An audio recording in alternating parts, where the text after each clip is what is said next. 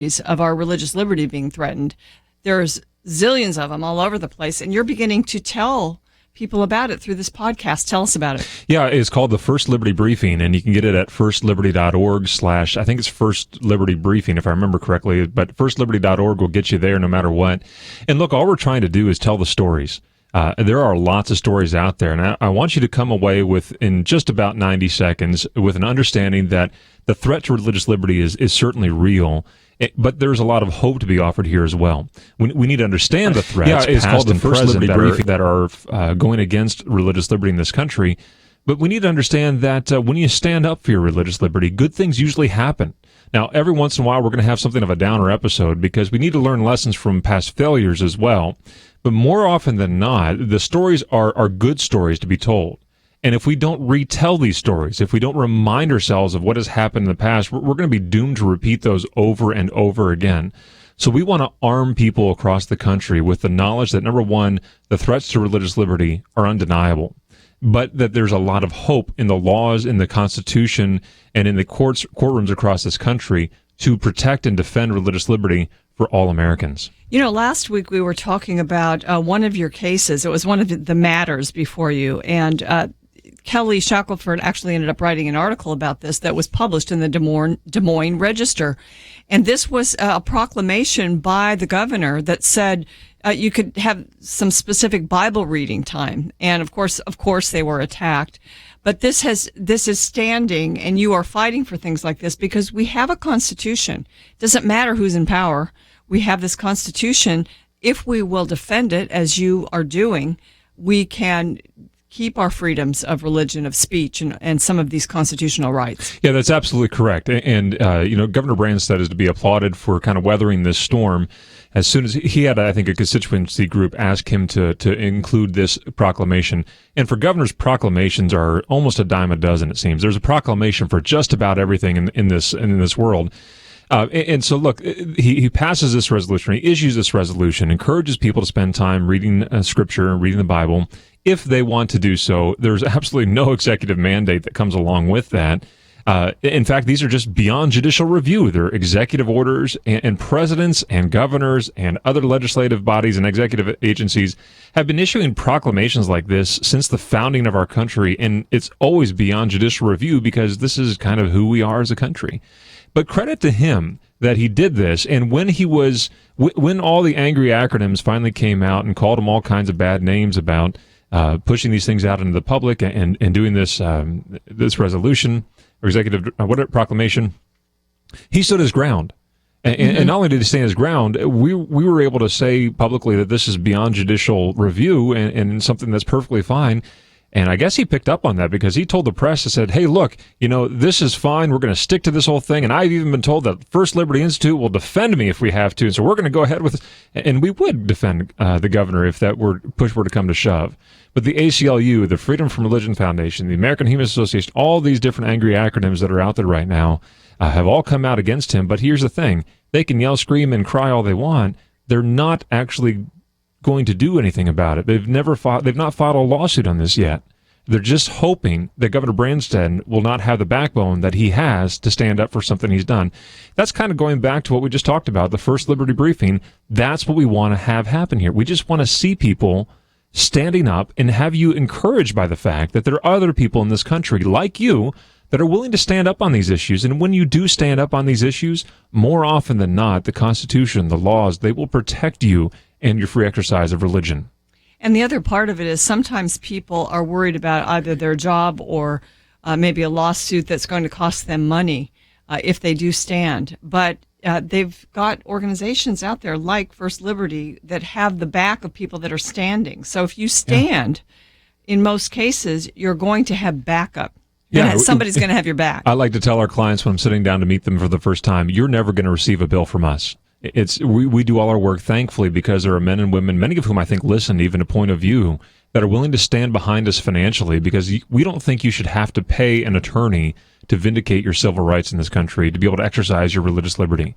And so we have the privilege of being able to do that. And part of what we're trying to do with the First Liberty Briefing is a little bit of stewardship with that, recounting the stories in which we've had success in these matters, getting those stories out there as a way to say, look, here's how people invested in us, here's how First Liberty went out and defended these groups, and here's been the success as a part of those. Thankfully, we've got a lot of success stories at First Liberty Institute. It's compelling radio, ladies and gentlemen, and I will just send you to pointofview.net, and you can click through to the First Liberty website, or just go directly and tell me again where it's firstliberty.org, and I think / First Liberty Briefing. I should know the subpage and all that, but yeah, the First Liberty Briefing will be released every Monday, Wednesday, Friday. And it's under 90 seconds. You get all the information you need to know about how to defend your religious liberty and all the kind of what Paul Harvey used to say, the rest of the story behind these things. And they're fun cases to put out there. So that's the story, ladies and gentlemen, and we're glad to be able to announce this here on Point of View today. My guest host today is Jeremy Dyes, and we've got a lot ahead, ladies and gentlemen. We are going to discuss one more First Liberty case that's actually been a success. And that's one of the things that I love about having the attorneys from First Liberty here is we talk about ongoing cases and threats, but if we wait long enough for the legal system and for everybody to do their work there, we usually can report on a victory. And that's what we're able to do today with really, it was somebody's dream, a pastor, to build the tallest cross in America. We will talk about it. Stay with us for more Point of View. We'll be right back.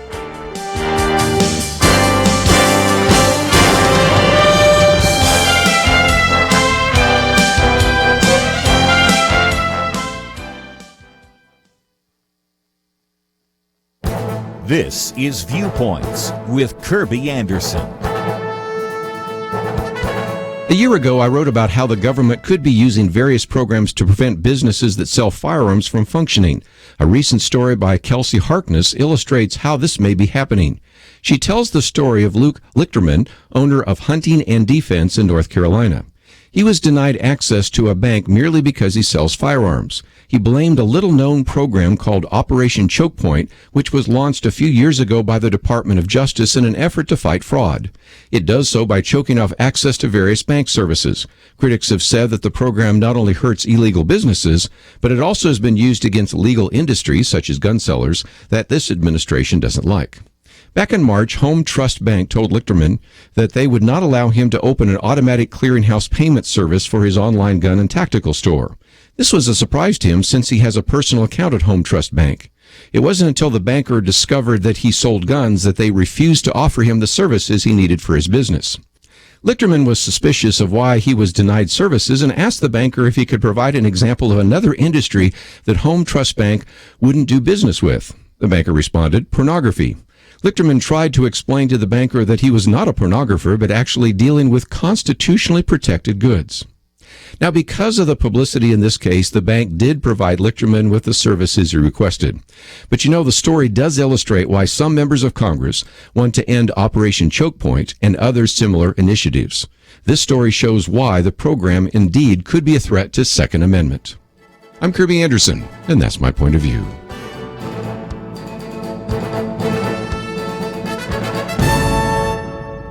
For more information about issues covered on Viewpoints, visit pointofview.net. Pointofview.net.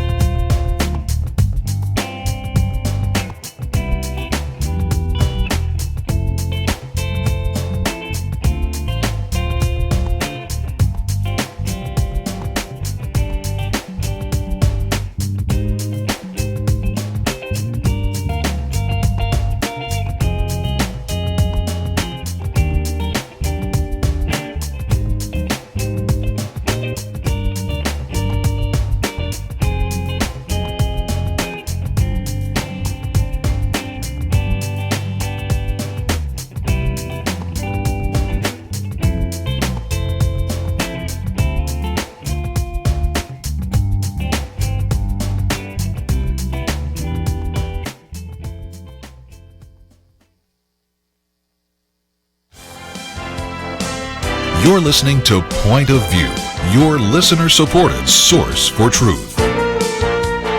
Thank you very much for joining us today on Point of View. My guest co-host today on the program is Jeremy Dyes, He is with Liberty Institute, First Liberty Institute, and we're so glad to have him here.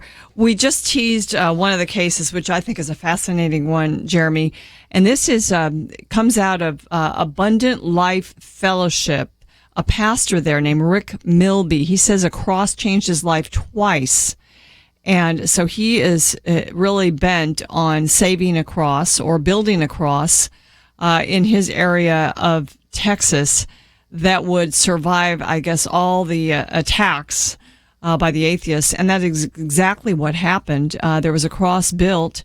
It experienced some pushback, shall we say, and this ended up being one of your cases. Jeremy, tell us about it. Yeah, this is kind of a fun thing to tease out, because here you have an atheist suing a pastor about a cross built on church property located in the city that is translated the body of Christ. Corpus Christi, Texas. That's right. And so what Pastor Milby had the vision to do, and in fact is currently doing, is to build a really large cross. And when I say a really large cross, I mean it will be the tallest cross in the Western Hemisphere. But the story really isn't about the cross. The story is about a pastor's free exercise of his religious beliefs, and in this case, this vision for this cross.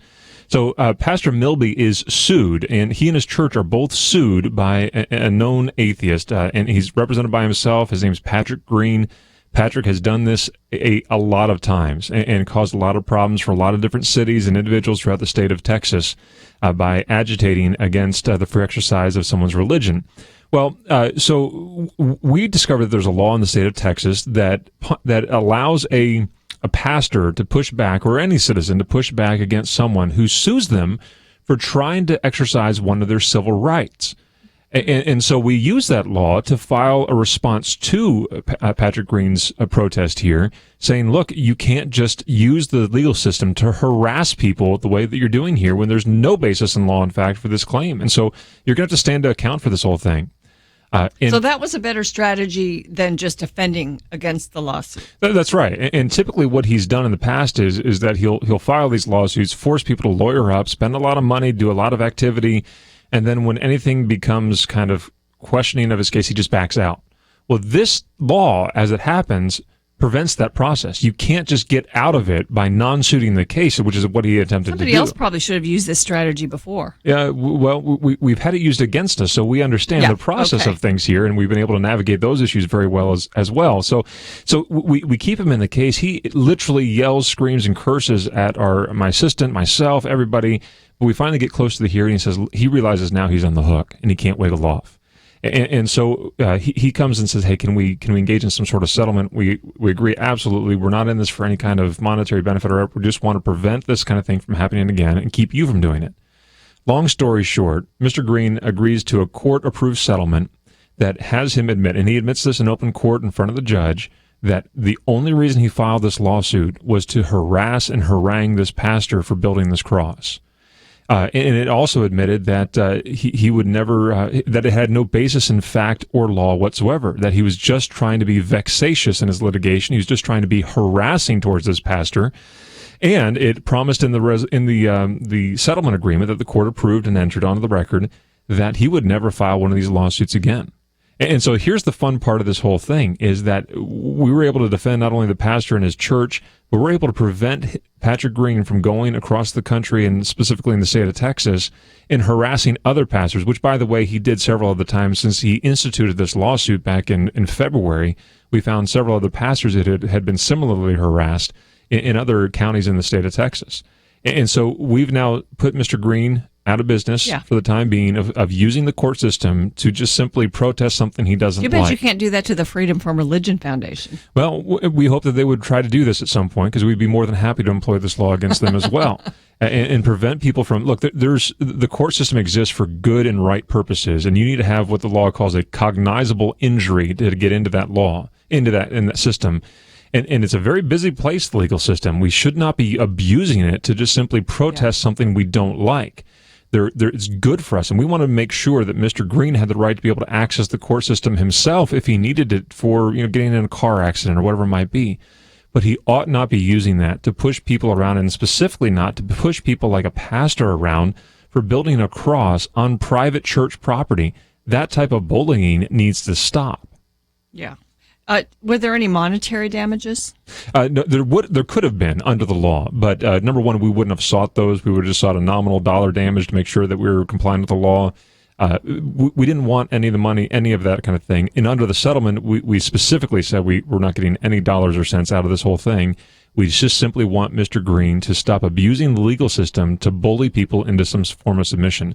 It needs to stop. Now, what he's doing is really very little different from what many angry acronym organizations do across this country. Send bullying demand letters that are very rarely followed up with in a court of law because they know they have no basis or fact of law. And if they actually do file those lawsuits, they could be subject to the similar liability that Mr. Green has as well. Well, they do intimidate people, and I know that. And sometimes you'll get a letter from, for instance, the Americans United for Separation of Church and State or the Freedom from Religion Foundation, sending out letters. And I've always been amazed at how people cow to that without ever standing or fighting. And so I think the more, and this goes back and speaks to your radio program and your podcast, the more people understand about the frivolosity or frivolousness, I don't know if that's a word, of these lawsuits, and that they actually have a recourse, I think the better, and the less power these bullies will have. That's exactly right. And that was the entire vision behind the First Liberty briefing,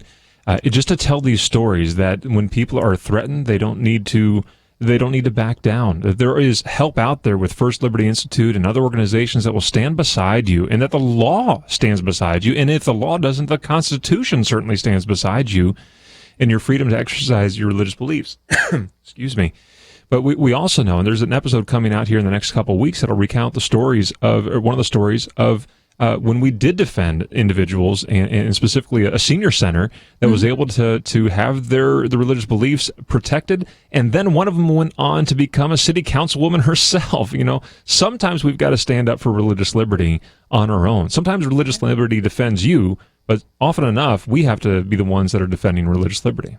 We do, and we're in a climate right now, Jeremy, that's very disturbing in a sense, because we have even our own government often coming against our religious liberty, against so many of our constitutional rights in many areas. I mean, I was reading today about the way the government is coming against people who have a certain view of the climate and don't believe that human beings are changing the climate and all of that. So it's not just religious issues or moral issues. It's a lot of issues, but we are in a climate now, or in an atmosphere now, where we do see our government as an enemy in these areas, in a sense.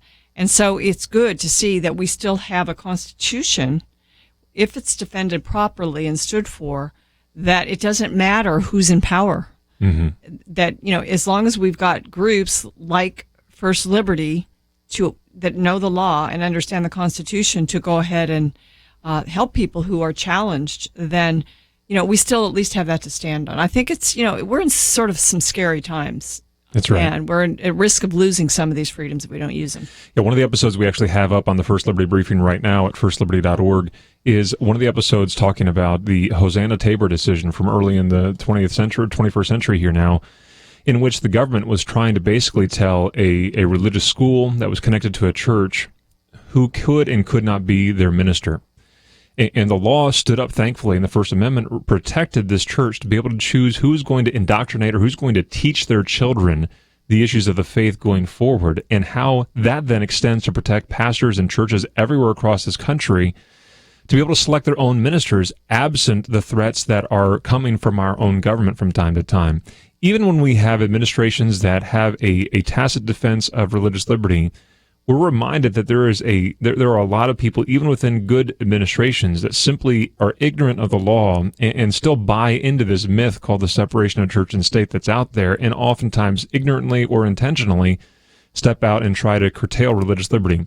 That should not be the case. And what we're hoping to convey in these stories is how those things are typically resolved in favor of religious liberty, so that when we get to new stories that I think we may talk about today, we can have some confidence to be able to say that's a bad law to consider in the legislature because of what's going to happen in the court system if you were to pass it. Ladies and gentlemen, let me send you to pointofview.net. There you can find the picture and bio of my guest co-host today, Jeremy Dice. And you can find out all about the new podcast launched by First Liberty Institute this week. We've placed that up there. You can read about it, and you can link through to First Liberty to find out about all of their cases and this podcast. Also, there's a big button up on the right-hand side with a big green Give Now. And ladies and gentlemen, as you know, we are a listener-supported ministry. We exist because of the gifts of our listeners. So we would ask you to take advantage of that. We'll be back in a few minutes. I think people are in shock right now. We have not been responsible in preserving liberty and freedom, and we appear to be very close to losing them. As James Robison said, we do appear to be losing our freedoms, but the Bible says where the Spirit of the Lord is, there is liberty. The enemy can't win unless we quit. Don't quit. Stand up today and help Point of View before the end of June. And the fact that you all are committed to delivering truth that sets us free and keeps us free, I want to thank you. I thank every person who supports the incredible radio broadcast, and I hope they will continue. They will enlarge their support, and others will join in. Do join in today, and whatever you give will be doubled up to $10,000 before June 30th ends. Give online at pointofview.net or call 800-347-5151. Pointofview.net and 800-347-5151. Or send your gift to Box 30, Dallas, Texas 75221. Box 30, Dallas 75221. Point of View will continue after this.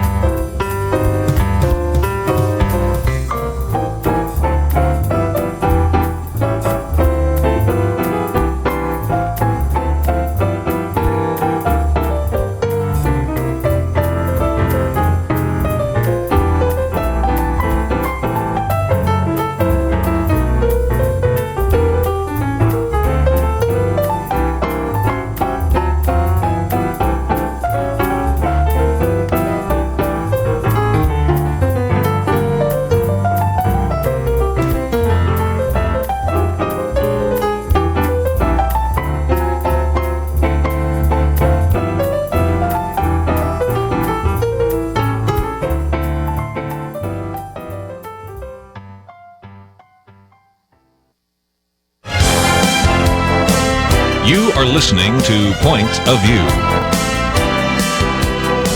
The opinions expressed on Point of View do not necessarily reflect the views of the management or staff of this station. And now, here again, is Penna Dexter. Welcome back to Point of View. Jeremy Dyes is my co-host today. And yesterday we were talking about some issues taking place in California. This issue, and I wanted to ask Jeremy about it today because, sometimes California and some of these liberal states can be incubators for things that end up sort of spreading across the country. I think that's more the case with California than almost any state. And I say that as a person who was born and raised there. And it makes me sad because it was a state that was once very conservative. But out there, their legislature, actually the Senate already passed this, I think. It's a bill that threatens the future of Christian higher education. And we're seeing some mandates come down, Jeremy, from the federal government with regard to bathrooms and other things that, really undermine common sense and the rights of just moral people and religious people. Well, now they're coming after Christian colleges and trying to mandate things.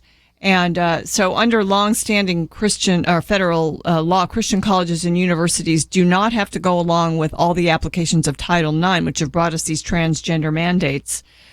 They get exemptions because of the faith. It's a faith-based exemption. But the law that's been passed by the state Senate in California is just dramatically pulling back on these exemptions to protect Christian colleges. And there's a real worry that they're going to lose some of their distinctives with regard to all sorts of things, hiring, who they admit into the schools, housing, and all of that. So some of the threatened schools are places you've heard of, like Biola or Simpson University or Fresno Pacific, William Jessup University. I had a nephew that went there. Their religious liberty is being threatened. And this is just one instance and case of sort of the juggernaut that's coming against Christian nonprofits, Christian organizations that aren't churches. The only exemptions that are really seen as legit by the left is if you're a church. But if you're an organization living out Christianity in any way, you do not get these protections, and it's a real concern, isn't it? It's a big concern. You have an article, I think, linked at pointofview.net today from the Daily Signal that covers this case, and just to kind of give you as what goes through my head as an attorney as I'm reading a story like this.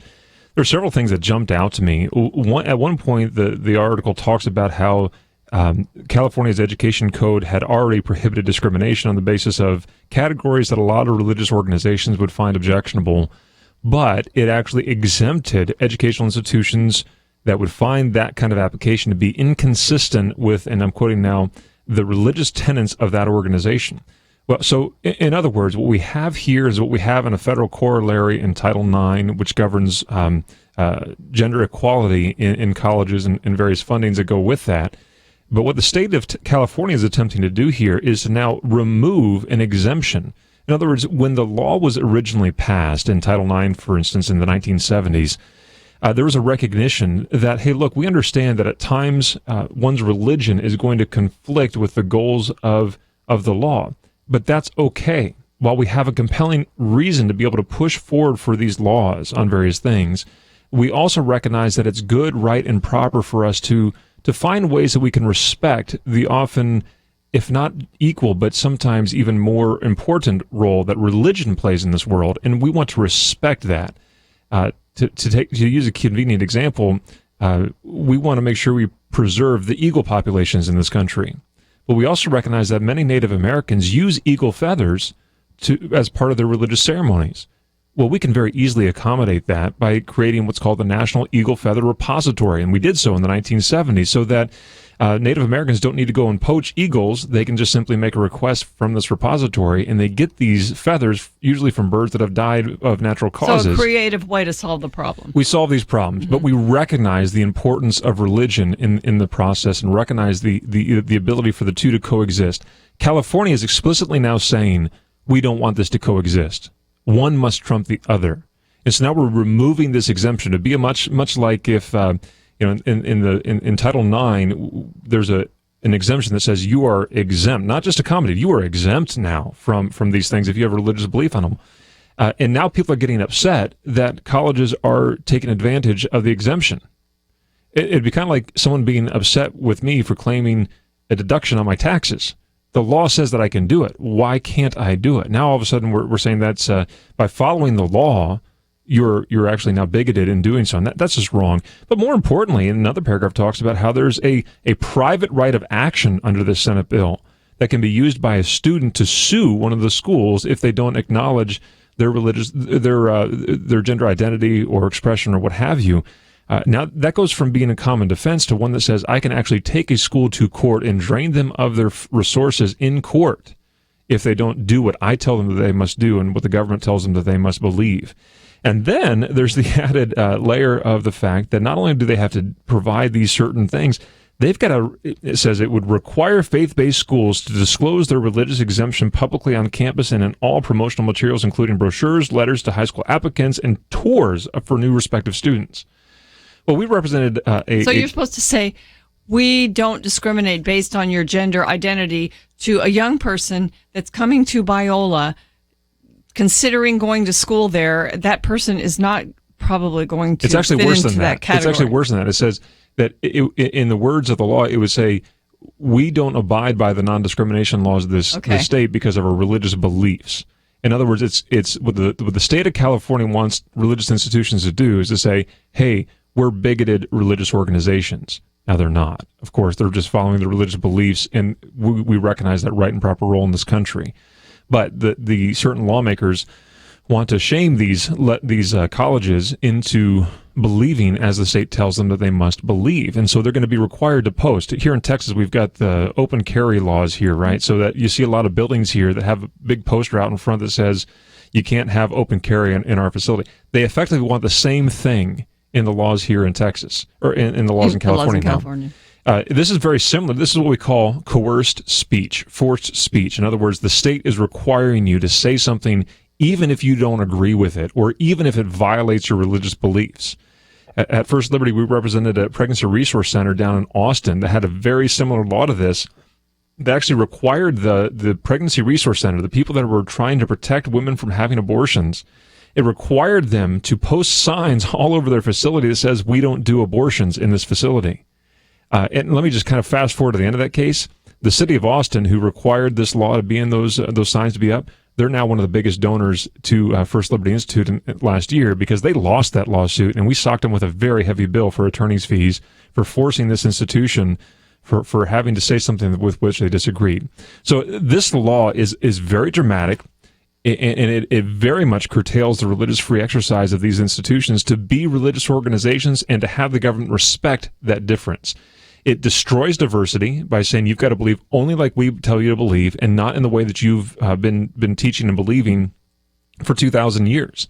And so it would be laughable if it weren't so pressing and likely to go into law.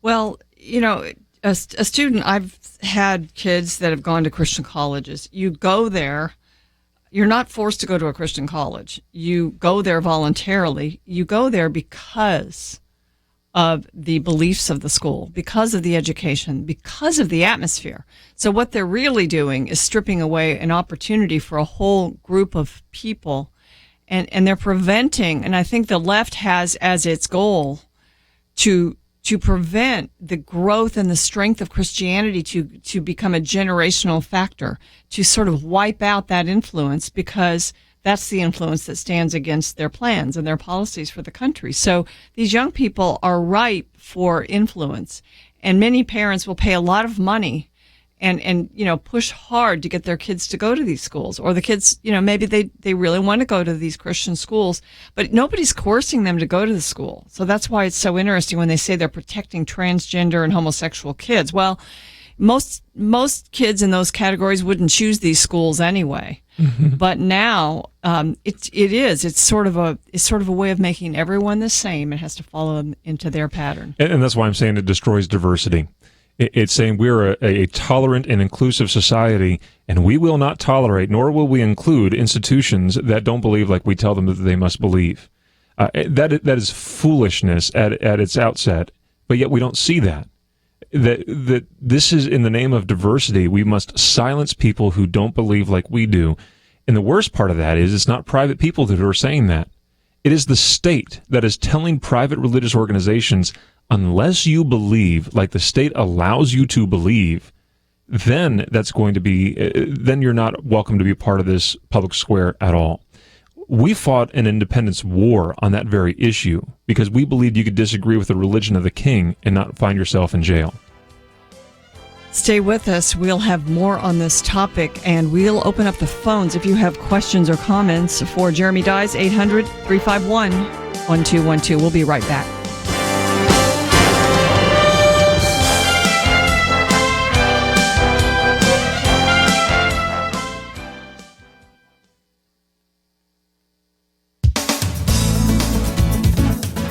Sometimes Father's Day hurts.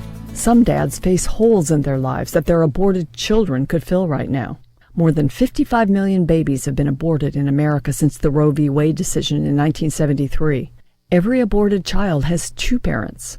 Men are often seen to be peripheral to the abortion of children they fathered, but in 95% of abortions, the father is involved. It's not just post-abortive mothers who have to live with their abortions for the rest of their lives. Fathers do too. And they often look back with regret on an abortion decision they have been involved in and the actual abortion that ensued. Kevin Burke is co-founder with his wife, Dr. Teresa Burke, of Rachel's Vineyard, a beautiful retreat program for spiritual and emotional healing after abortion. Over 1,000 of these retreats are held annually across the country. Men are welcome. Kevin Burke is also the author of several books, including Redeeming a Father's Heart, and head of the Silent No More Awareness Campaign's Fatherhood Initiative. Regardless of one's moral and political position on abortion, Kevin Burke says, the reality is that many men see their participation in abortion as a confusing and highly stressful experience. After the abortion of their child, even years later, men who supported or coerced an abortion can suffer what Kevin Burke describes as crippling guilt. Men who were ambivalent about the abortion of their child, or even unaware of it at the time it took place, can suffer. And what about fathers who did not want their child aborted? Kevin Burke says that for those who did not support the abortion and those who were powerless to stop it, the aftermath can be especially devastating. Silent No More is a joint campaign of Priests for Life and Anglicans for Life. The idea is that people should share their stories of abortion to help in their own healing and to help others know that they are not alone in regretting their abortions. The campaign's webpage, Healing Shockwaves of Abortion, contains testimonials and prayers to help people who have lost children to abortion. This Father's Day, Priests for Life's National Director, Father Frank Pavone, urges churches and all believers to reach out to men who carry guilt from abortion. Let the healing begin, he says. Perhaps there is an abortion in your past, and you are suffering that loss. Maybe you are a man who regrets the lost opportunity to be a father to his child that was aborted. Maybe you think that now you somehow have to pay for having been complicit in an abortion. Believing saint, Christ paid for your sin and mine. Your future does not have to be destroyed by guilt. You have peace with God in Christ. You can have joy. If this peace eludes you, remember, it is only in Jesus. In Him, you do not have to pay. For Point of View, I'm Penna Dexter.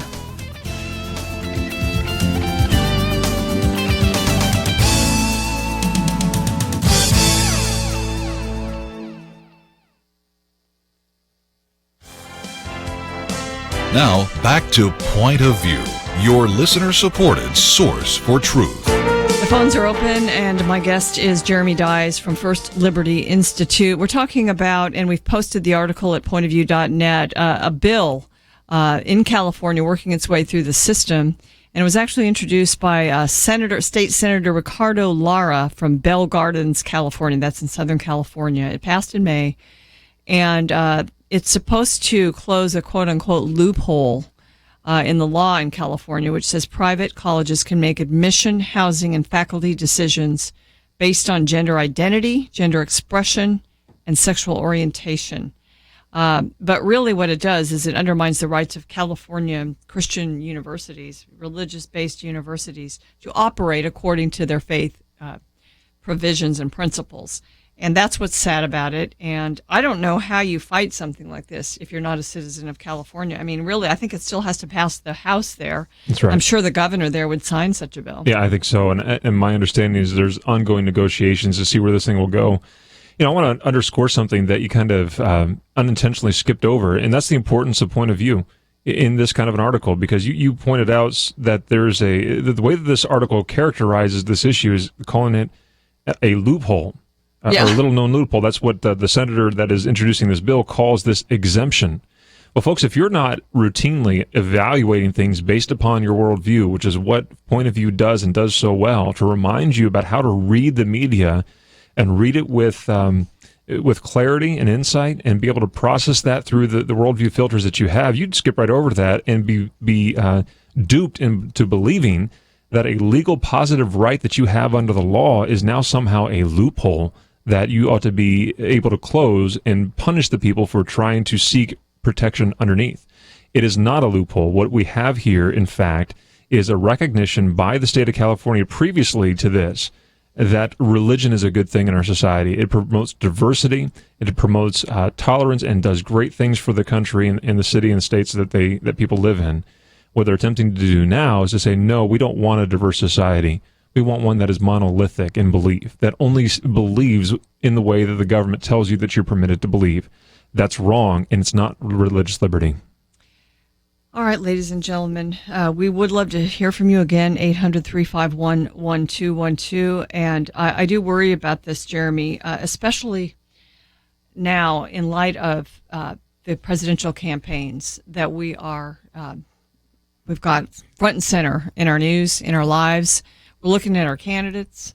I think this is probably the first presidential election that I can remember where I don't even know that the Republican would even have a clue what religious liberty is, how to protect it, where it's threatened. I'm just, perhaps he does, but I don't know that he does. And yet people all over the country are saying this is the lesser of two evils.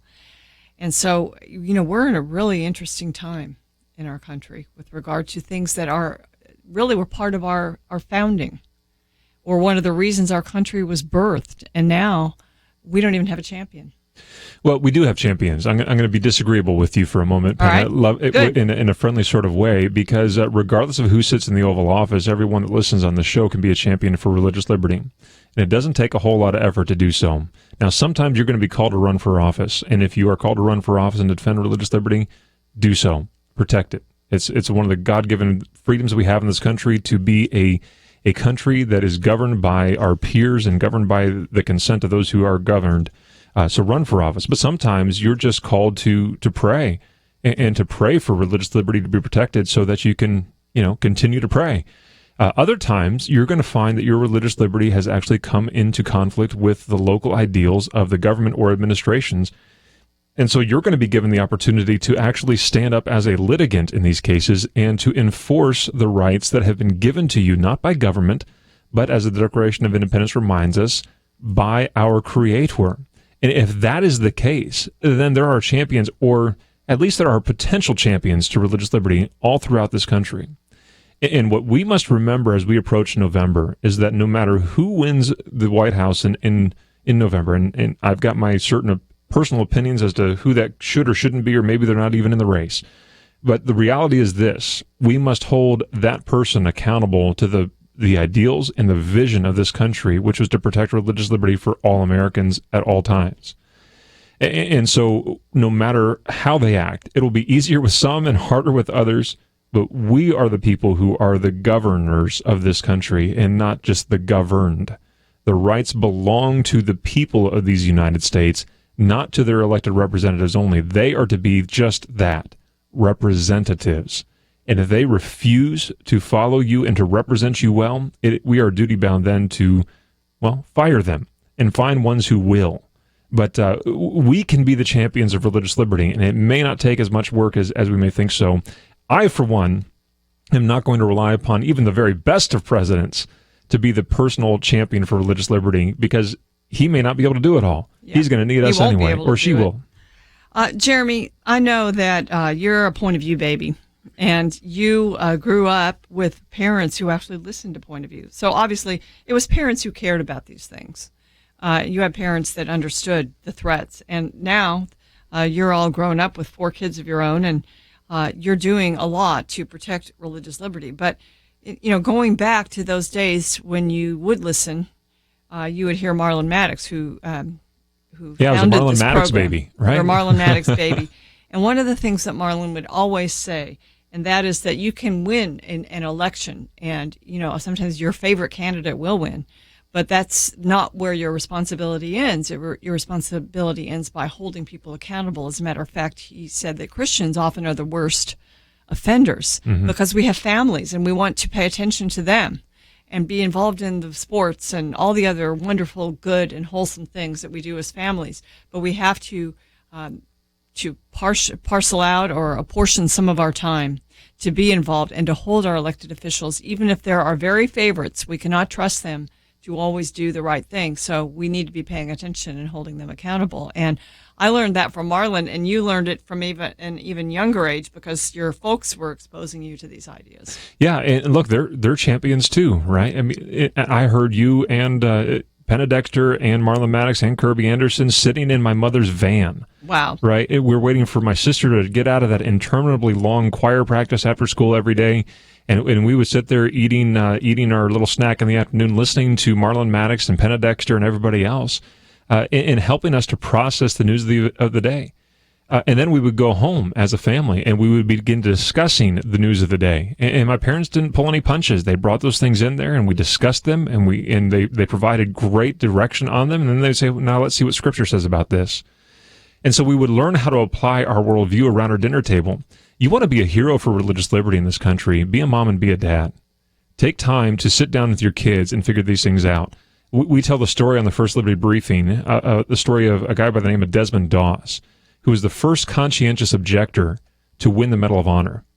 Now, if you think that's a funny story, it is. It's very interesting, but we've learned how to accommodate individuals. He served as a medic in World War II and eventually won the Medal of Honor, and you need to go to listen to that because it's a really cool story. But he was no great hero. He was just an ordinary person who said, I've got a conscience that is pricked by serving and by killing in military use, but I'm happy to serve my country in some manner. We respect that. He's a hero of religious liberty for simply invoking the rights that he has. And so you can be too, sitting around the dinner table or at lunchtime eating your PBJs and mac and cheese with your kids, teaching them the importance of who we are as a country. Freedom won't pass down by the bloodstream. It's got to be done by committing ourselves to it every single year, every single child, year after year, generation after generation. You don't get it by osmosis. That's so true. And I think we parents, we have to be intentional about the conversations we have with our kids. Well, ladies and gentlemen, as promised, we will take your calls in the next segment. And again, you can join the conversation by giving us a call at 800-351-1212. Stay with us. We'll be right back.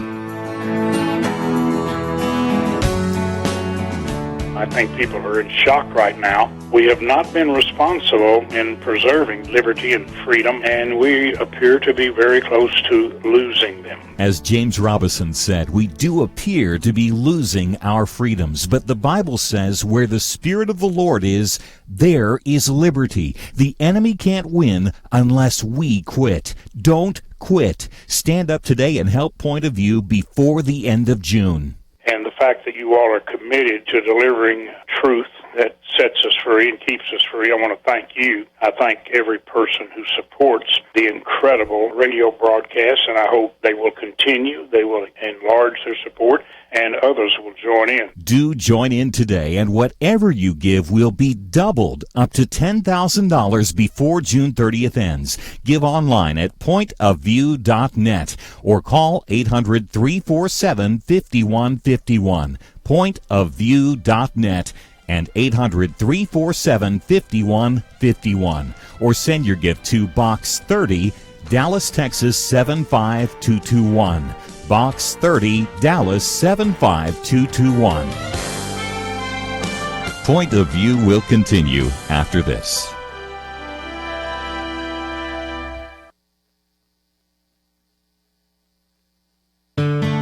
I just thank God for y'all. I listen to you every day, truly. I wanted to thank y'all for everything you do each day to inform Christian families and our community about the things we can do, and just the way you're so informative. I listen to you daily and love you guys and appreciate you so much.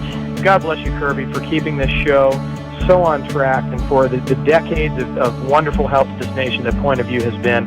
We're all big fans of your work, and we pray that God will just prosper it.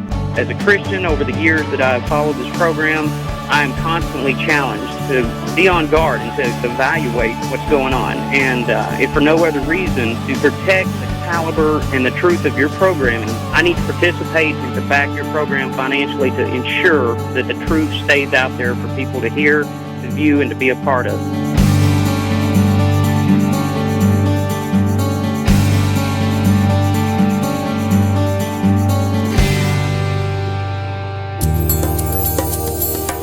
This is Point of View Radio.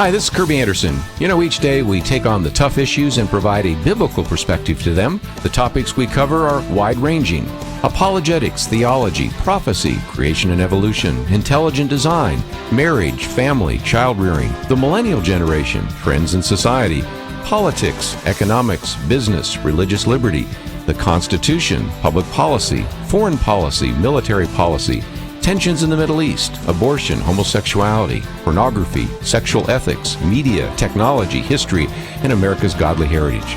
We talk about anything that affects your faith, your family, or your freedom. So don't go anywhere, because Point of View continues right now.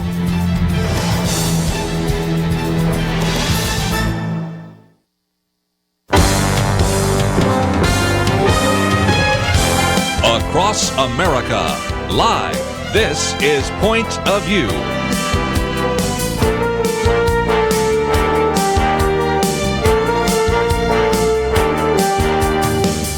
And now, Penna Dexter.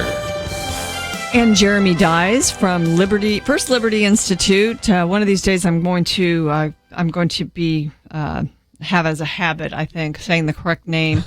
But it's an organization that I've loved and supported for many, many years, probably since almost its inception. And I'm so glad that Jeremy is with me here in the studio.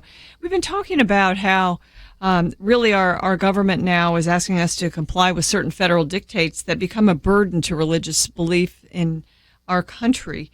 And so, you know, there's so many examples of that. We've talked about this one today in California, where the legislature is trying to force schools, Christian colleges, away from being able to comply with their own distinctive as being religious. And so that's just one example. But we are taking your calls on the issue of religious liberty, and particularly in these areas of where the sexual revolution is trumping religious liberty. This call is from Andrea in North Carolina. And Andrea, thanks for calling in. She's listening in on WLGP. Hi, Andrea. Hi, Penna. Thank you so much. Can you hear me? Yes. Okay. Thanks. Well, I'm going back to the legalization of same-sex marriage, June 26, 2015, and all that's happened. A lot's happened since then. Oh, goodness gracious, man. I mean, I listen to you every time you're on, and all right, okay, you know, wasn't that Rowan County in Kentucky with Kim Davis? And then the Baker thing we finally got. We're getting some resolution of some cases, but maybe that's what your guest is talking about, the erosion of religious freedom, it looks like. Now, the states still, I want you to speak to that if you don't mind. The states, we still have some authority over some of these things. The cases will keep coming up and coming up, but I like the fact that the states have some rights and authority. But the word erosion, I don't want to say much. I want to hear what you have to say. But the word erosion comes to mind. It's like a lot of things that have happened are just sort of falling, but that's okay. And as a church, of course, we'd have to deal with that. But I wanted you to speak to that if you don't mind. And things are going faster and faster. They're going fast. It's frustrating, Andrea. Thank you for calling in and bringing it up. We're winning a lot of cases, aren't we, Penna? Well, I have the expert in here, and Jeremy can speak to that, I think, better than I can. I'm not happy or satisfied because I see that the marriage decision is being used as a weapon against our religious liberties. But let's talk about what are we pushing back? Yeah, well, let's enough? first start back where we were about a year ago, about this time, as a matter of fact, when that decision came out. And at that time, don't forget that even though it had made a massive change when it concerns marriage, all 9 of the justices at some level agreed that religious liberty needs to continue to be protected. Now, that was what they said in their opinions, in the dissents, within the concurrence, within the actual main part of the opinion itself, that people who teach their religious beliefs should never be discriminated against. Those who try to practice their faith, that should not be discriminated against. And so we're starting from the basis that even the Supreme Court acknowledges that there's going to be a conflict between these two things, but when they do conflict, the Supreme Court has said, we need to be able to permit people to engage in their religious beliefs. Now, that's going to have to continue to be litigated, and that unfortunately, litigation is a very hurry up and wait kind of a process. And it takes quite a while for those things to play out. But the caller's right to observe that there are some real good opportunities there that we've already had and are having. I think of my client, Dr. Eric Walsh, who was a very respected member of the field of public health. He worked for 2 presidents on the Presidential Advisory Council on HIV and AIDS. Very smart man, had a master's degree and a doctorate, a medical degree and a doctoral degree, a doctorate in public health. Wow. A very smart guy, hired on by the state of Georgia to run one of their public health agencies in the state of Georgia, and was ultimately fired, not for something he did at work or nothing that he failed to do at work, but because of something he said in a sermon. He was also a lay minister in his church, the Seventh-day Adventist Church. And so these kinds of things are going to happen as we try to adjust to this new reality that we find ourselves in. So what he said had to do with marriage between a man and a woman? What he said had to do with a lot of things. Okay. He preached on everything, as he says, from Genesis to Revelation. And I'd like to know from the state of Georgia exactly what they found objectionable, because they haven't truly revealed that to us yet. They just listened to his sermons for about 10 hours at work, evaluating him after they've already hired him. And the day after they finished listening to those sermons, they fired Dr. Walsh. Well, no one in this country should be fired for something you've said in a sermon. No one in this country should be fired for the religious beliefs, what they've said. But if Dr. Walsh's case is permitted to stand, what we're going to find is that the notes that you take in Sunday school, the notes you take at church on Sunday, those will become subject to your annual review. And that should not be the case. That's why that case is so important. And I believe Dr. Walsh will be successful in his litigation ultimately as we try to figure out this balance that the Supreme Court has already announced that they want to see happen as we begin to adopt this new lifestyle. So what if he is successful? What will the ripple effect be? That will firmly secure in our law that it is permissible for you to be a person of faith and go to work at the same time. That you can express your religious beliefs in your private time and not have them impact your work environment as well. Aaron and Melissa Klein, as you well know, Penna, they're another great example of this, who has served a lesbian couple in the past, and they came back in and asked them to provide a cake for their wedding ceremony, and there's actually going to be a very customized cake for their wedding ceremony. They said, "We've loved working with you in the past. We just simply cannot agree to that. We cannot customize this cake for you and be a part of your ceremony." And they've been now penalized $135,000 for that decision. But they're on appeal, and now they're getting their chance, their day in court, to see if they're going to be able to have the religious liberty applied to them as well. The point I'm driving at here is that you have people willing to stand up for their religious beliefs on gender, on marriage, and other things.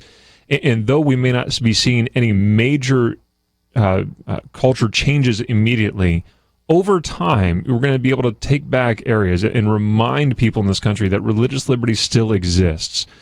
And even as those are going on and working their way through the court, we are seeing victories in certain things. We're seeing victories of students being able to pray and read their Bible at school, of individuals in the military being able to counsel others as chaplains to other soldiers and sailors and service members according to their religious beliefs. We're working with Joe Kennedy, the coach out in the state of Washington, to be able to go to the 50-yard line after a game and take a knee and pray.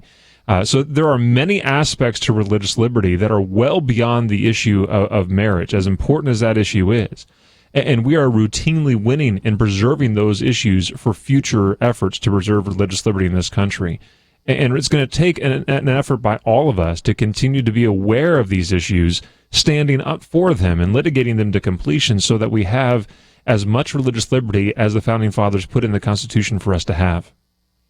Andrea, this was a very complete answer to your question, and yet it's not an answer in a way, because we these things take patience and time and work. And don't give up. Look, don't lose heart just because this is a short term. We've got a long time before the republic falls on something like this. We've got a lot of good people in this country that believe, as many of us do, that religious liberty for all Americans is something worth fighting for, and as we've seen in so many generations, it's something worth dying for. And I think it'll be a long time before we ever see the undergoing of the First Amendment. And, I was reading in Isaiah this morning, chapter 26, verse 3.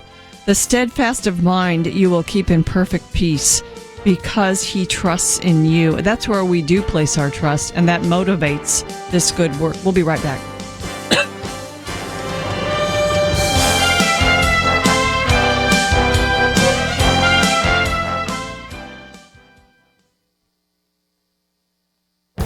This is Viewpoints with Kirby Anderson.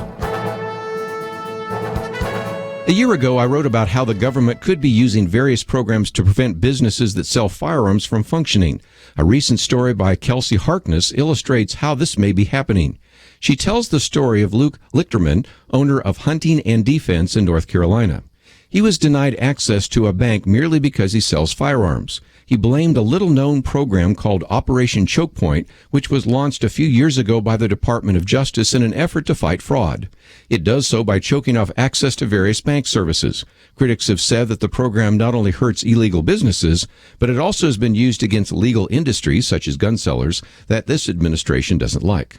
Back in March, Home Trust Bank told Lichterman that they would not allow him to open an automatic clearinghouse payment service for his online gun and tactical store. This was a surprise to him since he has a personal account at Home Trust Bank. It wasn't until the banker discovered that he sold guns that they refused to offer him the services he needed for his business. Lichterman was suspicious of why he was denied services and asked the banker if he could provide an example of another industry that Home Trust Bank wouldn't do business with. The banker responded, pornography.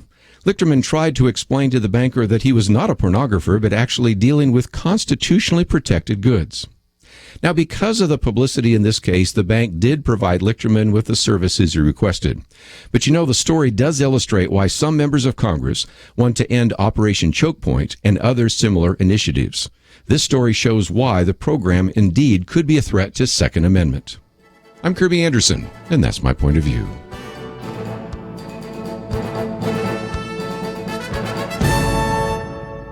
For more information about issues covered on Viewpoints, visit pointofview.net. Pointofview.net.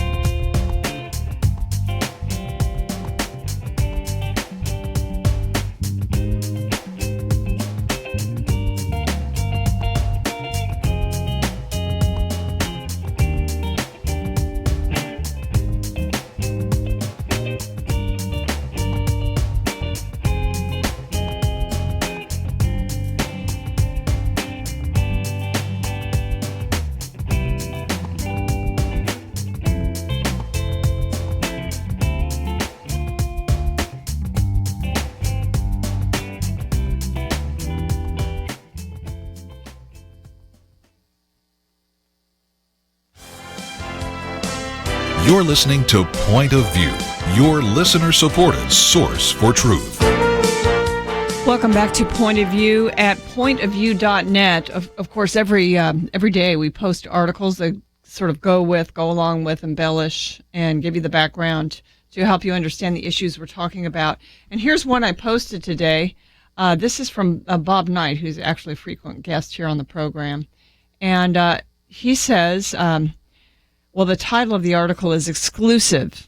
ACLU attorneys blame Christians for Muslims' Orlando massacre. Applying former White House Chief of Staff's Rahm Emanuel's famous admonition to never let a crisis go to waste, two American Civil Liberties Union, ACLU, that is, attorneys, are blaming Christian political activism for this killing of 49 people and wounding of 53 at the gay nightclub in Orlando. These ACLU lawyers have sunk to a new low, says Susan Carlson, who is the CEO and chairman of the American Civil Rights Union. That's sort of another organization to counter the ACLU. So, Jeremy, this whole idea now that there are some people, and I heard a certain congressman saying the same thing, that really Christians who oppose the gay agenda, I guess it is, or the transgender agenda, are responsible for this massacre. Yeah, and look, it's this is a time in America where we ought to be grieving the loss of our fellow Americans, regardless of how they've chosen to live their lives or what clubs that they choose to go to. This is a massacre, and the focus of this ought to be on punishing those who have perpetrated this crime and finding ways to prevent this kind of thing to happen in the future. rather than punishing the people who this entire week have been outside of that club praying for those who have lost loved ones, who have been surprised to find that their loved one was at that club.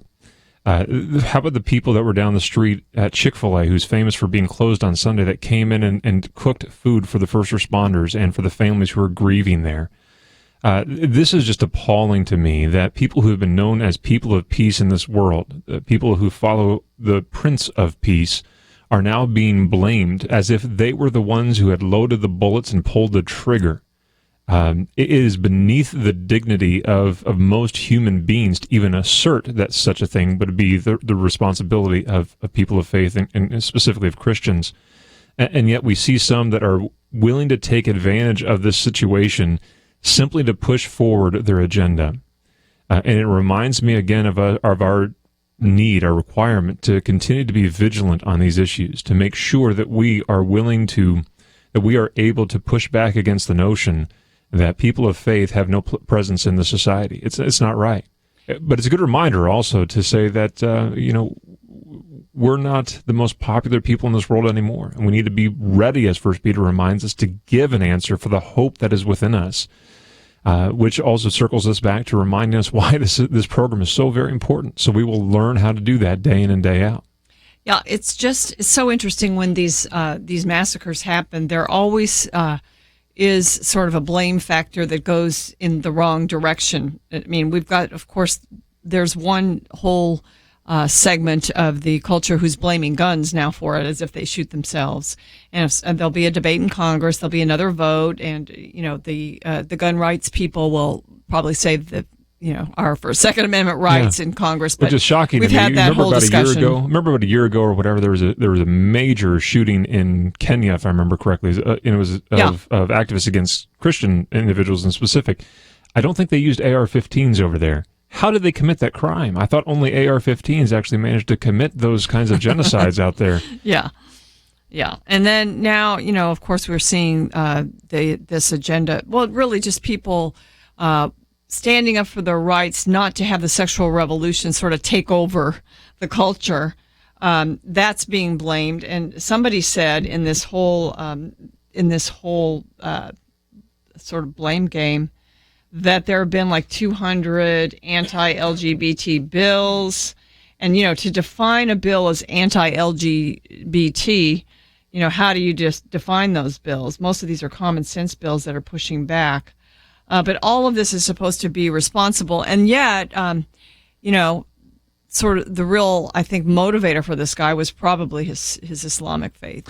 Look, I had a pastor call me this week from Florida, worried about how do I address this with my congregation. There's a local political agency here that is attempting to do things to use this use this tragedy to push things towards the LGBT agenda, to use that as cover for doing so. What am I allowed to do in my pulpit? And I said, you're allowed to do what the Scripture tells you to do. Go tell people about what you believe and what they ought to believe as people of faith. It is right for each of us to patiently, firmly, but kindly remind individuals that it is disgusting to blame peace-loving individuals who are at this moment on their knees praying for lives that have been lost, that believe that the lives that have taken here were an offense to God because they were killed, because they reflect the image of God. We don't take human life in the Christian tradition. And it is disgusting for individuals to imply or infer in any way that anybody other than the actors themselves in this process, the man who pulled the trigger, are to blame and are responsible for this tragedy. And it is good for us to point that out in whatever sphere we find ourselves in. Well, it is good. And I mean, Jeremy, this attitude came down from the president himself, because really his immediate response to this was to say that this is because of who we are as a nation.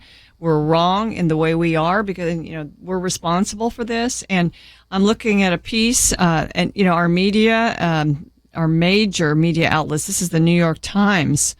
There's a piece there that claiming that Romans, the book of Romans in the Bible, calls for the execution of gays simply because of the truths in the book of Romans about what God thinks about homosexuality. And And so, we have this right now. I think that it was interesting that this pastor called and asked, what can I say from the pulpit? Because really, Christian belief is becoming, in so many ways, it's becoming demonized as hateful, as now murderous.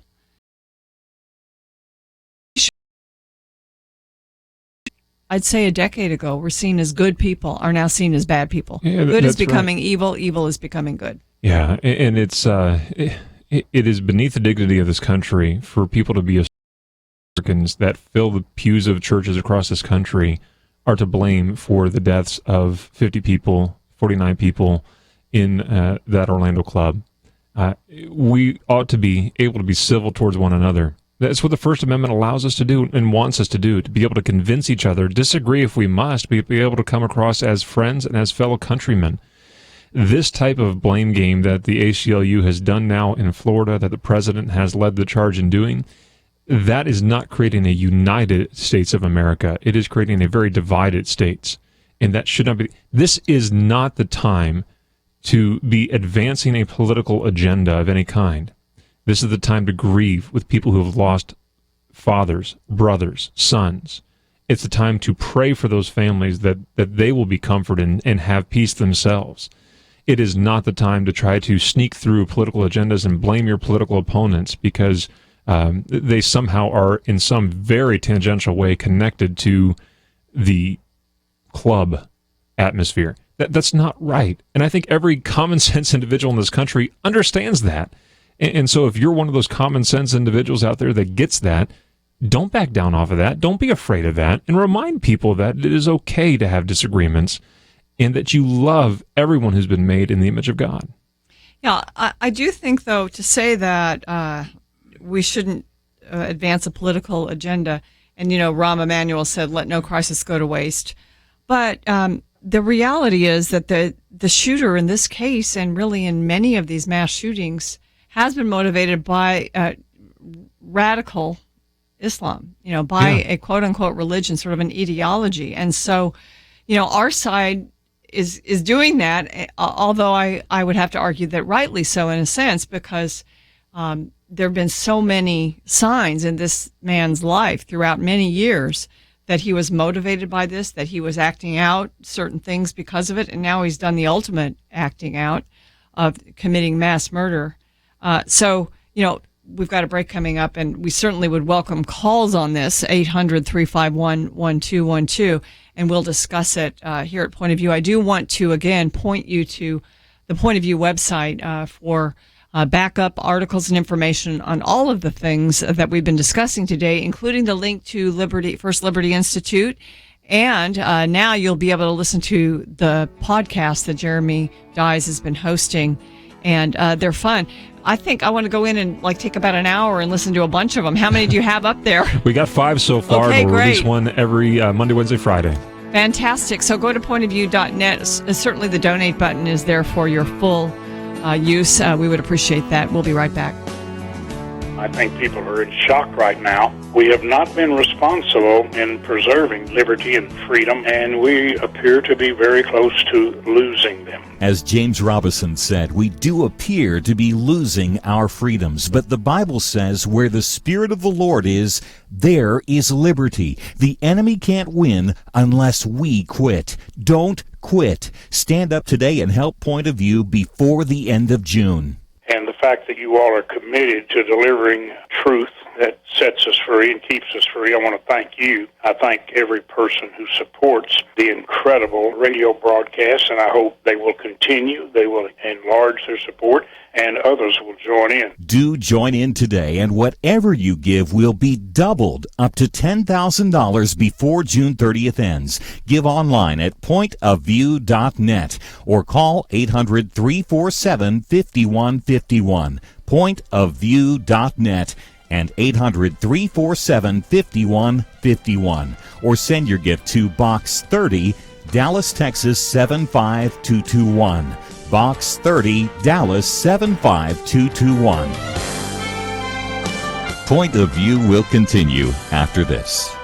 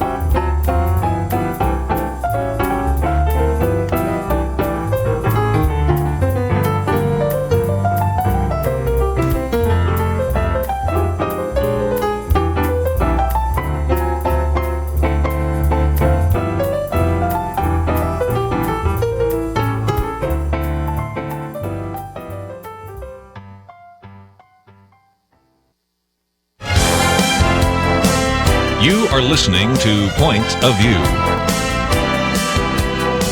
The opinions expressed on Point of View do not necessarily reflect the views of the management or staff of this station. And now, here again, is Penna Dexter.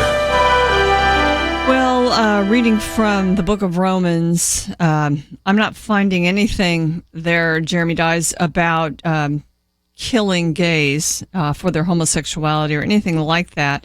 It's amazing how members of the media can pick up on statements made by people and put them in their articles as fact.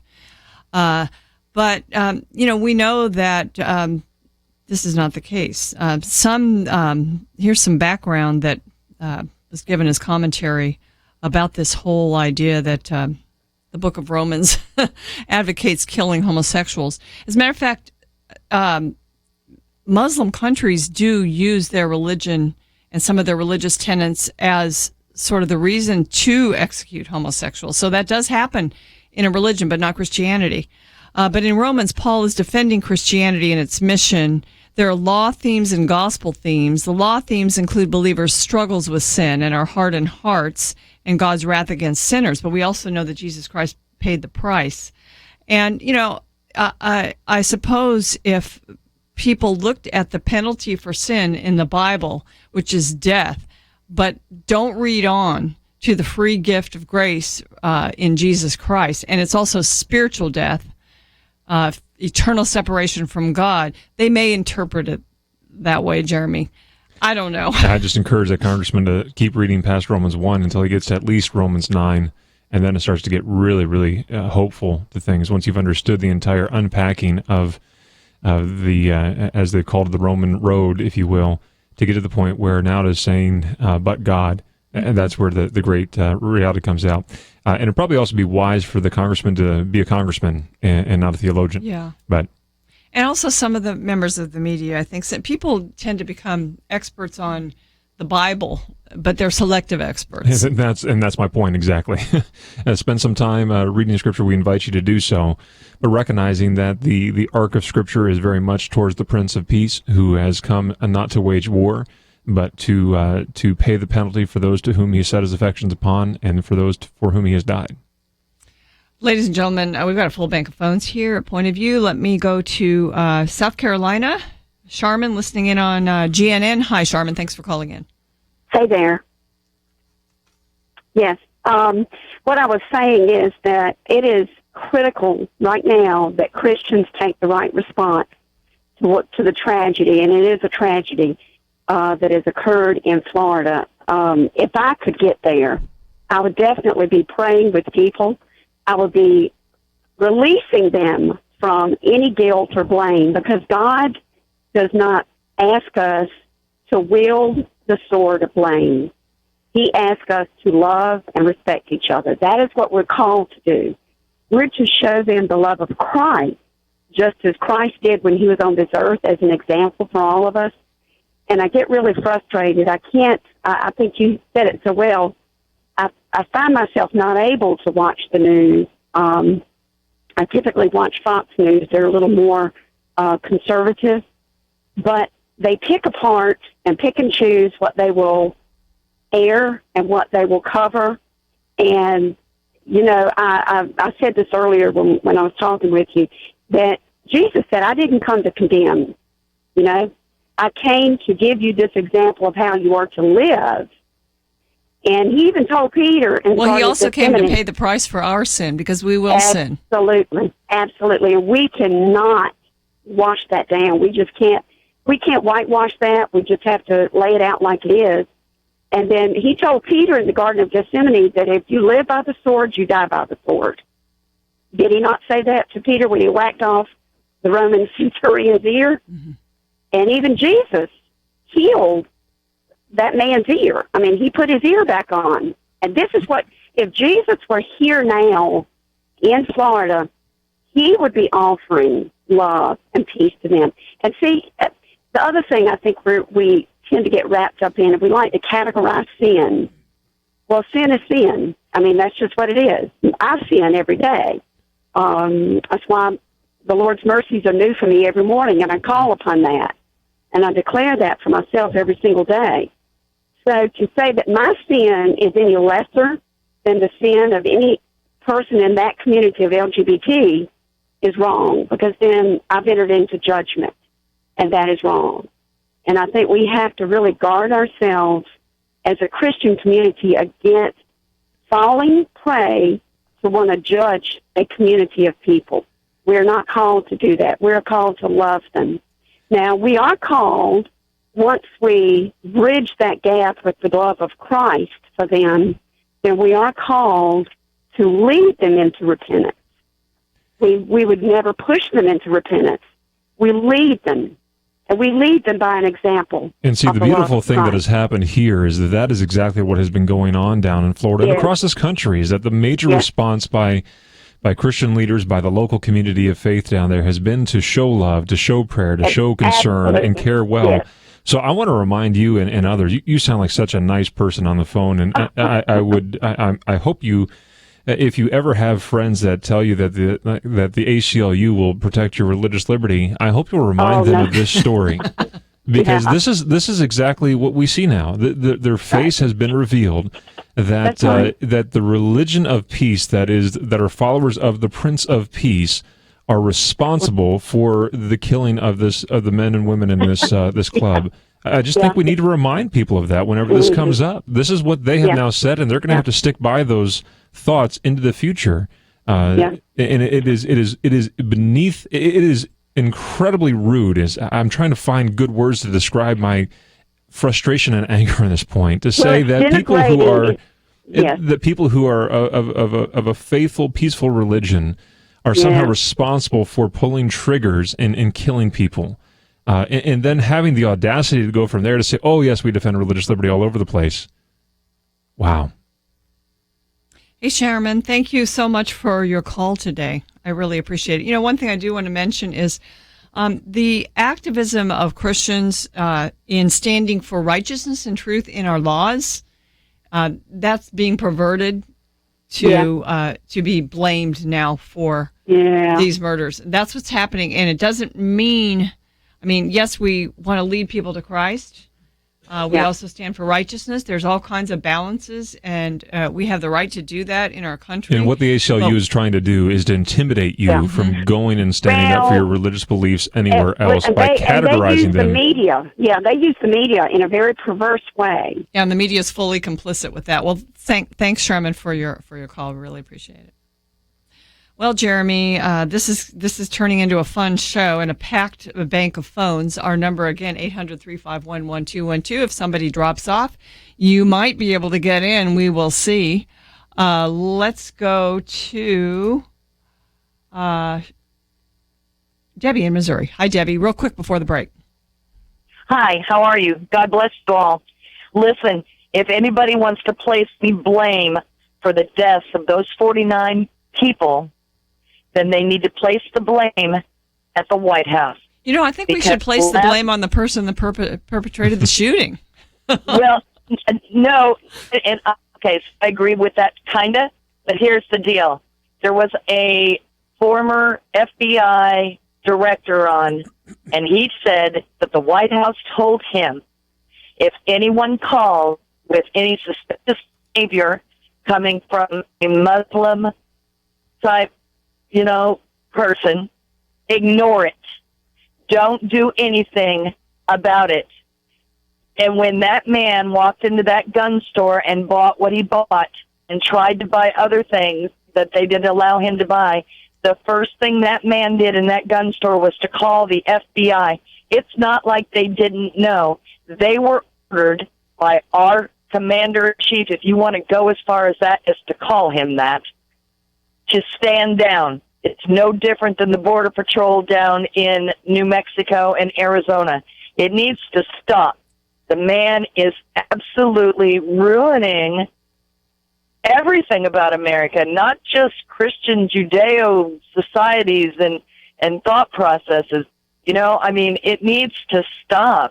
There are bad people in every sector. Hey, Debbie, I got to jump in. We're coming up on a break. Thanks for your call.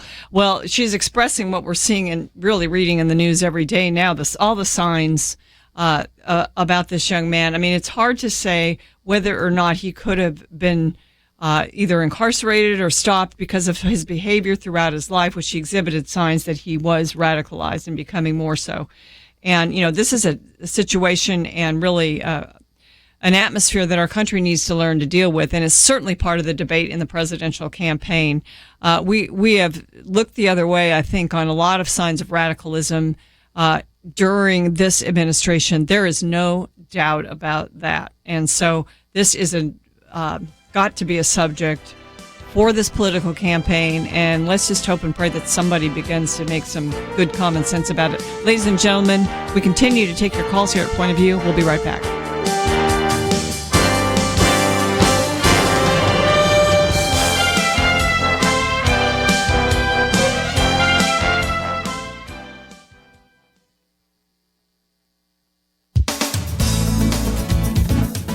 Sometimes Father's Day hurts.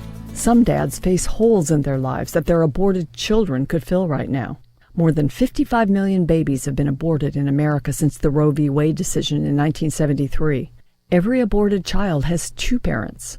Men are often seen to be peripheral to the abortion of children they fathered, but in 95% of abortions, the father is involved. It's not just post-abortive mothers who have to live with their abortions for the rest of their lives. Fathers do too. And they often look back with regret on an abortion decision they have been involved in and the actual abortion that ensued. Kevin Burke is co-founder with his wife, Dr. Teresa Burke, of Rachel's Vineyard, a beautiful retreat program for spiritual and emotional healing after abortion. Over 1,000 of these retreats are held annually across the country. Men are welcome. Kevin Burke is also the author of several books, including Redeeming a Father's Heart, and head of the Silent No More Awareness Campaign's Fatherhood Initiative. Regardless of one's moral and political position on abortion, Kevin Burke says, the reality is that many men see their participation in abortion as a confusing and highly stressful experience. After the abortion of their child, even years later, men who supported or coerced an abortion can suffer what Kevin Burke describes as crippling guilt. Men who were ambivalent about the abortion of their child, or even unaware of it at the time it took place, can suffer. And what about fathers who did not want their child aborted? Kevin Burke says that for those who did not support the abortion and those who were powerless to stop it, the aftermath can be especially devastating. Silent No More is a joint campaign of Priests for Life and Anglicans for Life. The idea is that people should share their stories of abortion to help in their own healing and to help others know that they are not alone in regretting their abortions. The campaign's webpage, Healing Shockwaves of Abortion, contains testimonials and prayers to help people who have lost children to abortion.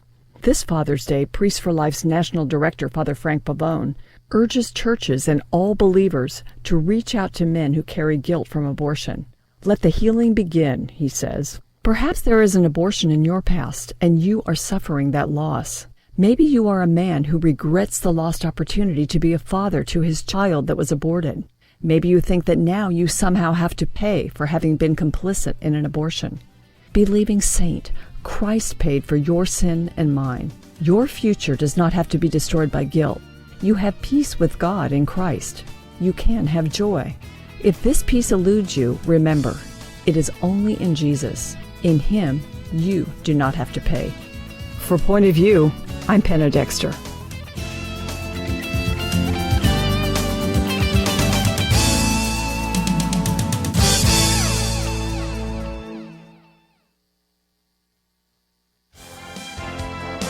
Now, back to Point of View, your listener-supported source for truth.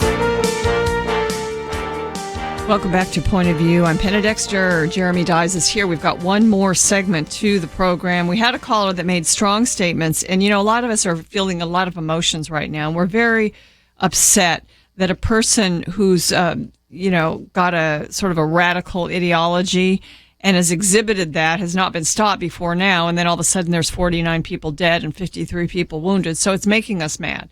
But the bottom line is the person responsible. I mean, we just have to be clear, Jeremy. It is the shooter. He's the one responsible.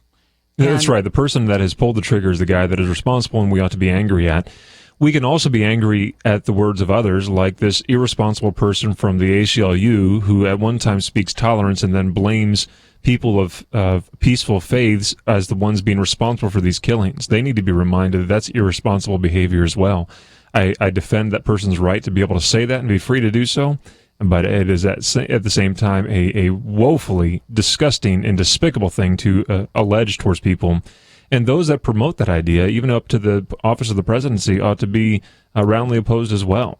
But ultimately, end of the day, this person has pulled the trigger.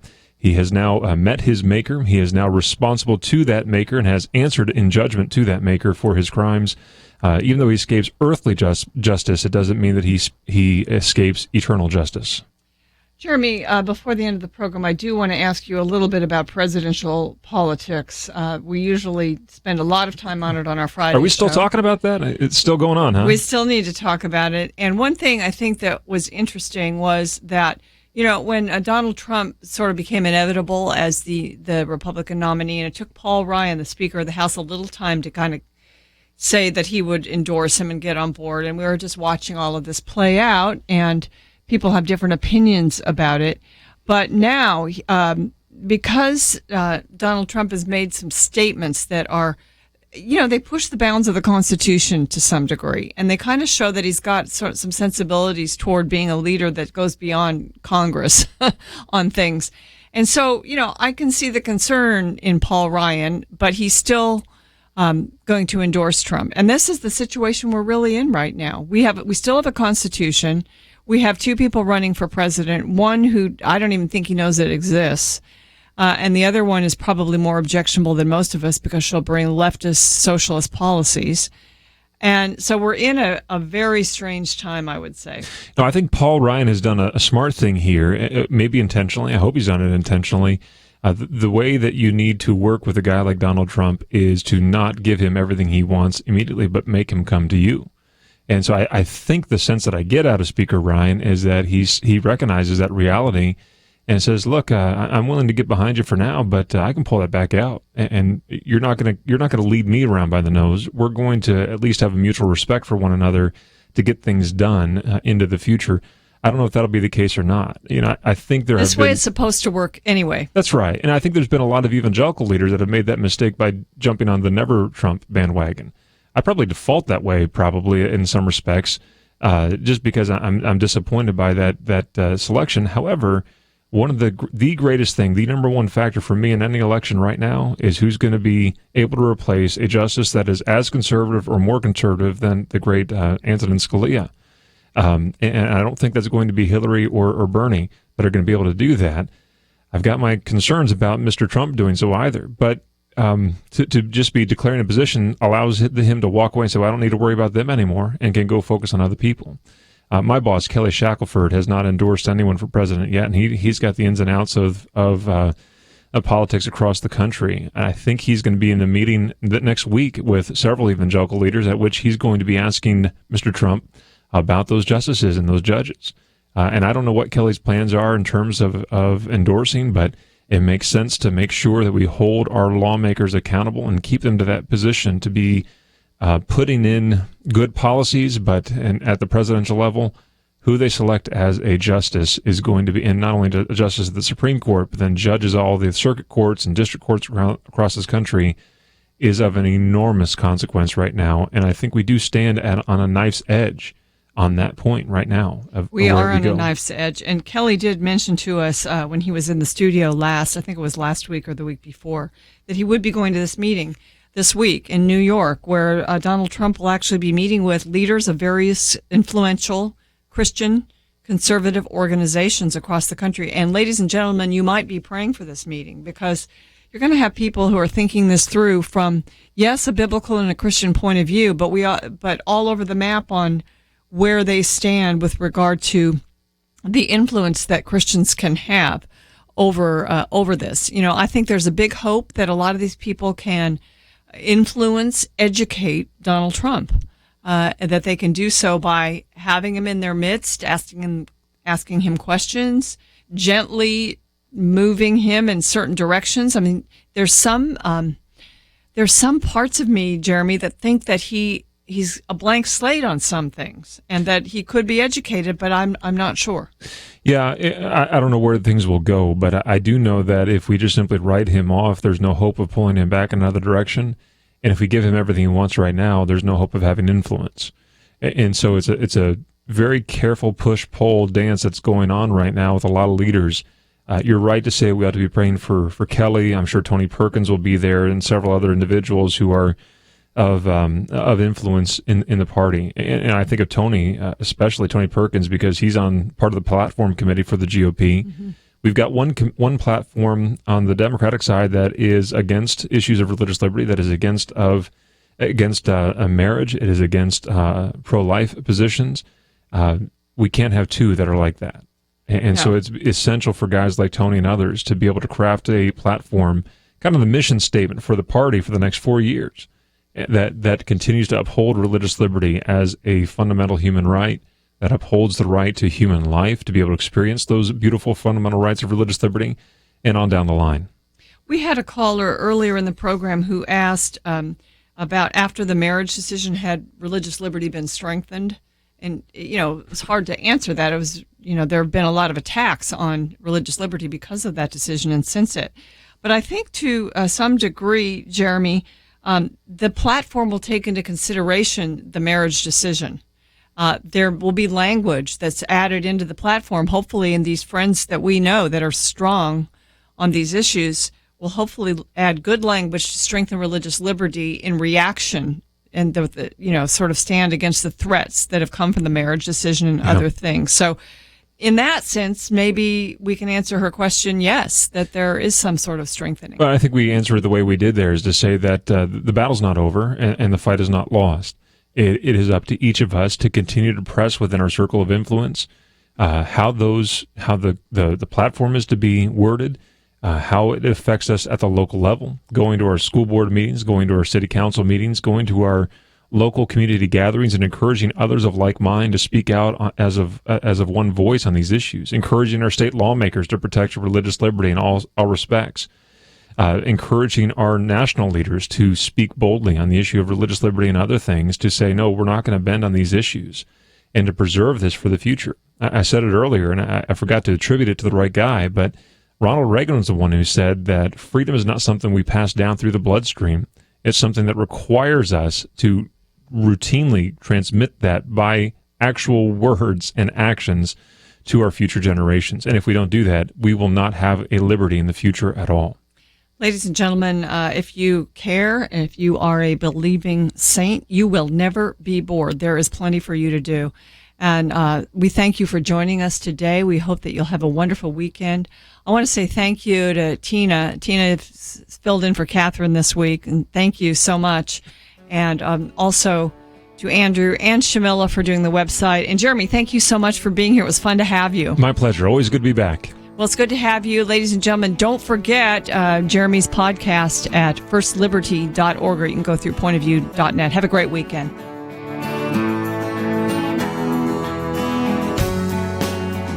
I think people are in shock right now. We have not been responsible in preserving liberty and freedom, and we appear to be very close to losing them. As James Robison said, we do appear to be losing our freedoms, but the Bible says where the Spirit of the Lord is, there is liberty. The enemy can't win unless we quit. Don't quit. Stand up today and help Point of View before the end of June. And the fact that you all are committed to delivering truth that sets us free and keeps us free, I want to thank you. I thank every person who supports the incredible radio broadcast, and I hope they will continue. They will enlarge their support, and others will join in. Do join in today, and whatever you give will be doubled up to $10,000 before June 30th ends. Give online at pointofview.net or call 800-347-5151. Pointofview.net and 800-347-5151. Or send your gift to Box 30, Dallas, Texas 75221. Box 30, Dallas 75221. Point of View is produced by Point of View Ministries.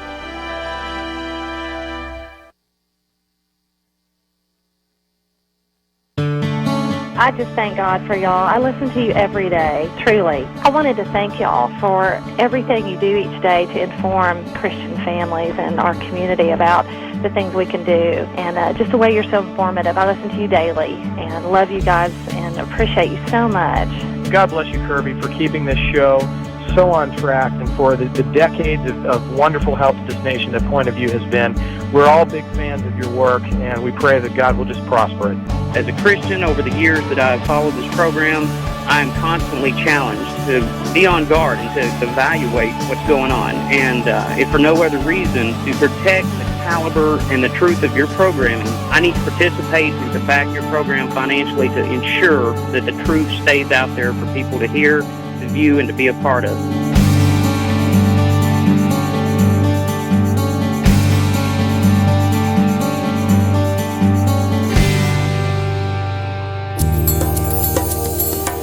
This is Point of View Radio.